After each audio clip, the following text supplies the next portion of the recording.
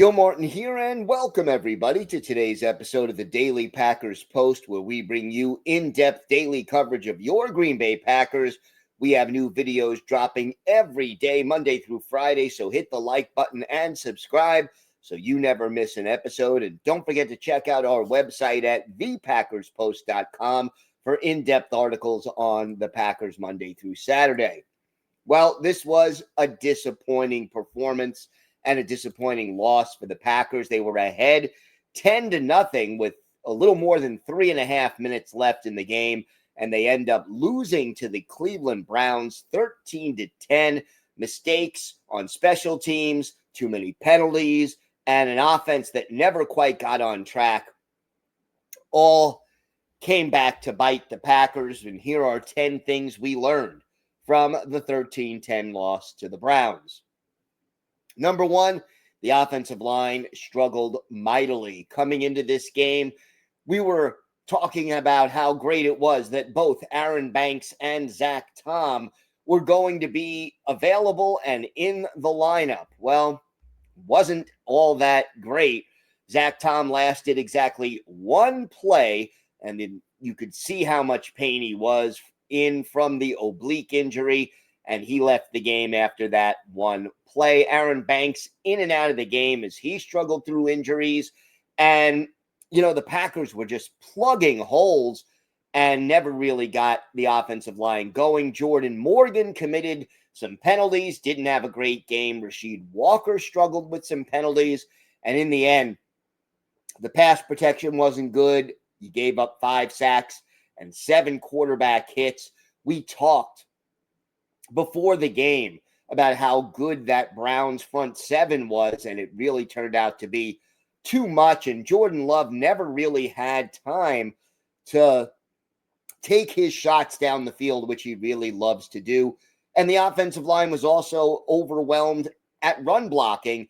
The Packers runners averaging just 2.6 yards per carry in this game, and the long run was a 10-yard carry by Jordan Love. So the offensive line overmatched and outplayed, and they need to be better next week if the Packers hope to beat the Cowboys. Number two, special teams failed the Packers at the worst time. It's been a problem for a few years now in Green Bay, and, well, this loss was no exception. The blocked field goal that could have won the game in the final minute was the biggest problem. The line just allowed too much penetration up the middle. It was a little bit low, the kick, but really the penetration was the bigger issue, and it was batted down at the line. Even before the blocked field goal, there were issues with penalties, and in the end, that field goal not only is something that Brandon McManus makes 97 out of 100 times, but the fact that it was blocked gave Cleveland really good field position and set up the winning field goal for the Browns. Number three, Jordan Love threw his first interception, and the timing couldn't have been worse. This was the first pick that Love had thrown in a regular season game since week 11 of last year against the Bears. But boy, it wasn't a good time to do that. Packers were up 10-3. They had 3rd and 3 at their own 27, and Love made a poor decision and a bad throw on the same play. The pick with 3:08 left in the game gives the Browns the ball at the Green Bay 4, and 2 plays later, voila, touchdown, game tied. Look, Love was efficient in this game. I'm not going to say he was great.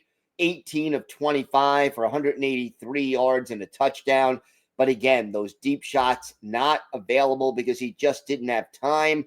And, Love bounced back from the pick, led the Packers on a good drive down the field to set up that potential winning field goal try, but it was blocked. And as we know, it just things went downhill from there. Number 4, penalties. The Packers 14 penalties for 75 yards in this game.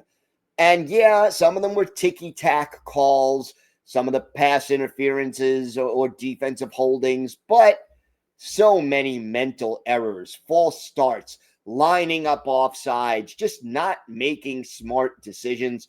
And talking about mental errors while we're on that subject, 3 timeouts taken in this game to prevent delay of game penalties. These are unforced errors. I don't care who you're playing. I mean, the Browns came into this game 0-2.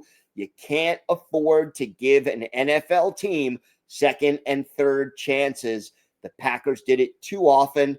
The Browns gained 3 first downs due to Packer penalties on defense for the Packers, and the penalties derailed any offensive momentum that the team put together. Again, you can't always defeat both yourself and the other team, and the penalties were a big problem. Number 5, the Packers offense never got into a rhythm.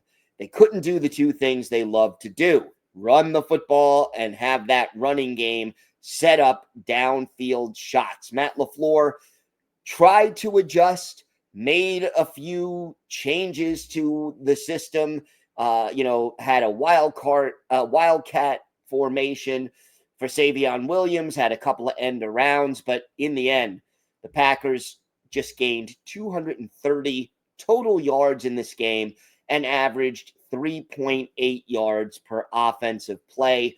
Couldn't really get into a rhythm or get drives going. And even though the Packers seemed to be in control of the game throughout the first 55, 56 minutes of it, they had no margin for error because they only put up 10 points. So it just wasn't a good performance. And again, the offensive line, I think, the catalyst for that. Number 6, Rashawn Gary had a really good game. 2 sacks, 3 quarterback hits, 2 tackles for loss. And look, Micah Parsons' performance had something to do with opening things up for Gary. Parsons looked good, had 2 tackles and 2 quarterback hits. But Gary, man, on that first sack, he was unblocked. Did you see how fast he got to the quarterback, took the quickest route there? The pass rush, formidable, but again, the defense kind of fell apart at the worst possible moment late in the game. And, not enough when you only put up 10 points. Number 7, the defense fell apart in the clutch. This is the 3rd straight game the Green Bay defense allowed fewer than 250 yards in this game. 221 this time. 3.9 yards per play. The Browns only 4 of 13 on third down opportunities. And if the defense plays like this for the remaining 14 games, the Packers will win nearly all of them. But in that final 3 minutes and 40 seconds or so of the game, when you're trying to protect a 10-0 lead, that's when the defense kind of fell apart. Needs to step up in the clutch. It's so frustrating when you play well for 55 minutes and can't hold on. Number 8, Matthew Golden showed promise. Golden stepped up with Jaden Reed now on IR. He had 4 passes on 4 targets for 52 yards. That included a 34-yard pass play, which was the longest gain of the game by the Packers. And now, look, there's no Christian Watson. There's no Jaden Reed. The Packers needed Golden to step up, and he did that despite the fact that the offense couldn't throw downfield. So progress for Golden, more catches in this game than he had in the first 2 games combined, and I think we will continue to see his growth over the course of the season. Number 9, 1 touchdown streak ends and another begins. Josh Jacobs saw his 10-game regular season rushing touchdown streak come to an end. The Packers had the ball inside the 10-yard line, gave him the ball on 1st and 2nd down, but he was stopped short on both plays. And in the end, that set up John Fitzpatrick for a 3-yard touchdown catch. That was his first career touchdown. So Jacobs, who was held in check all game, his touchdown streak comes to an end. But John Fitzpatrick, you never forget your first. He had his first NFL touchdown, and congratulations to him. it'll be a moment he never will forget, even though I'm sure he wishes it came in a win instead of a loss. And number 10, this has to serve as a wake-up call. Before this game, you heard Rasheed Walker, among other players, talking about, yeah, we're going to finish 17-0.